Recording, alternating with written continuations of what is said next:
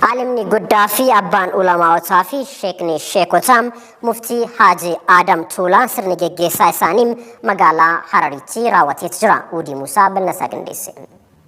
Sirni awwaalcha sheekanii Sheek Adam Tuulaadhaa raawwateeti jira. Hayyuun seenaa fi afaanii manguddoon biyyaa sheeyni sheekanii muftii Haaji Adam Tuulaadhaa alimni guddaan amantaa Islaamaa maqaa dhaloota isaanii guutuu Adam Ahmad Ammarroo Al-Oromii jedhamuun ulamaa'ii guddicha beekaman yoo ta'u, alimni guddaan biyyattiin qabduu fi abbaan ulamaawotaatiif sheekan hedduudha. Barsiisaan amantaa muftii Haaji Adam Ahmad Ammarroo Al-Oromiidhaan umrii isaanii waggaa 110 guyyaa kaleessaa kimaramaniiti jiru. Muftiin amantaa guyyaa kaleessaa gara fuula Rabbii deeman kun Sheek Adam Tuulaadhaan alima beekamaa amantaa Islaamaa yoo ta'u, beekaa amantaa Islaamaa guddaa barattoota diin Islaam kumaatamaan barsiisuudhaan darasoota, munshidaa, ulamaa'oota, sheekan, ustaazota, haafizan quraanaatii fi hadiisaa, alimanii fi imaamota masgidaa akkasumas ammoo hayyoota amantaa Islaamaatii fi kabiirran kumaatamaan lakkaa'aman oomishuudhaan beekumsa amantiitiin leenjisee ga'oomsuudhaan eebbisiisaa turedha. Sheek Adam Tuulaa Ahmad Ammarroo Al-Oromiidhaan seenaa ulamaa'ota biyyattii keessatti alima beekamaa namoonni amantaa gurguddaan kan akka Raayyaa Abbaa Mancaa dabalate doktorootaa fi beeytonni amantaa Islaamaa hedduun beekumsa amantii irraa baratan yoo ta'u, hayyuu amantaa Islaamaa guddaan kun ammoo bara jireenya isaanii keessatti dhaloota kumaakitinaan lakkaa'aman beekumsa amantiitiin qaranii muftii oomishaa turanidha.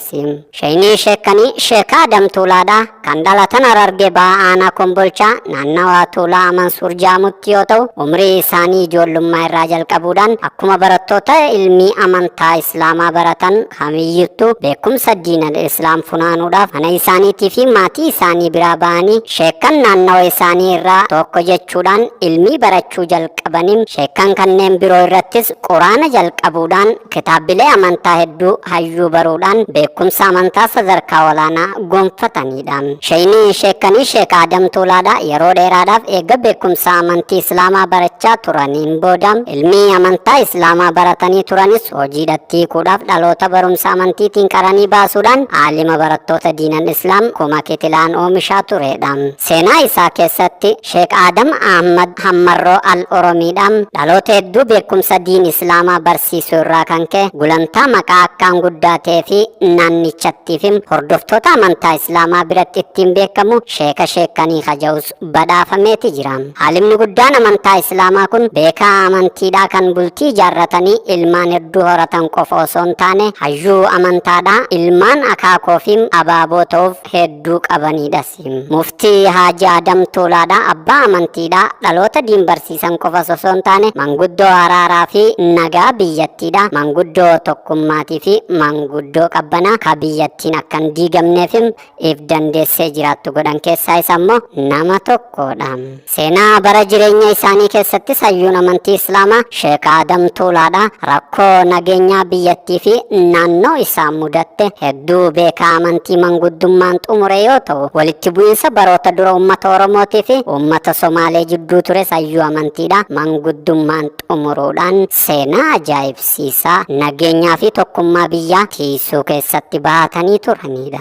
Egaa sheeyni sheekanii Sheek Adam Ahmad Ammarroo Al-Oromiidhaan Sheek Adam Tuulaadhaa eega dhukkubsataa turanii booda umrii isaanii waggaa 110tti akka lakkoofsa warra faranjiititti onkololeessa 18 bara 2022 guyyaa 30dha gara fuula Rabbii deemaniiti jiru. Akiramuu alima guddaa kana ilaalchisuudhaan dhaabbileen siyaasaadhaa dabalate aangoonni mootummaa qondaalonni siyaasaadhaa jaarmaaleen hawaasaa abbootiin amantaa garagara dhaabbileen dhuunfaatii fi dhaabbileen mootummaadha osoo hin hafin gadda isaanitti dhaga'amee fi ergaa jajjabinaa maatii fi firoottan akkasumas ammoo hawaasa musliimaa bal'aadhaa fi hordoftoota amantaa Islaamaa hundaan akkasumas ammoo biyyattiidhaaf ergaa jajjabinaa dhaamanii kan jiran yoo ta'u, bu'uuruma kanaan baankiin raamnis baankiin hojii gamtaa Oromiyaadha. Gumiin olaanoon dhimmoota Islaamaa naannoo Oromiyaa, dhimmi Islaama magaalaa Dirree Dhawaadha, dhimmi Islaama naannoo Harariidha, dhimmi Islaama magaalaa Finfinneetii fi manni marii dhimma Islaamaa Itoophiyaadha. Paartiin Koongirensii Federaalistii Oromoodha, Yuunivarsiitiin Haramayaadha, Yuunivarsiitiin Jimmaatii fi baankiin Oromiyaadha gadda isaaniitti dhagahame ibsataniiti jiru. Bifuma wal fakkaatuun ammoo Ingilaanditti dippiloomatii Itoophiyaa kan ta'an Sultaan Ibrahim Abbaa Giisaadha. Namni siyaasaa Jawaar Mohammad pirezidaantii mootummaa naannoo Hararii Ordiin Badriidha. Ministeerri magaalaa fi misooma bu'uuraa Caaltuu Saaniidha. Kantiibaan magaalaa Dirree Dhawaa Kadiir Jawaar, hawaasni diyaaspooraa, miseensonni maramaree bakka bu'oota ummataatii fi miseensonni caffee mootummaa naannoo Oromiyaa dabalatee namoonni hedduun biyya keessaa fi alarraa gadda isaaniitti dhaga'amee fi ergaa jajjabinaa maatii fi firoottan isaanii akkasumas ammoo hordoftoota amantaa musliimaatii fi hawaasa islaamaa hundaaf dhaamaniiti jiru. Egaa akka lakkoofsa warra faranjootaatitti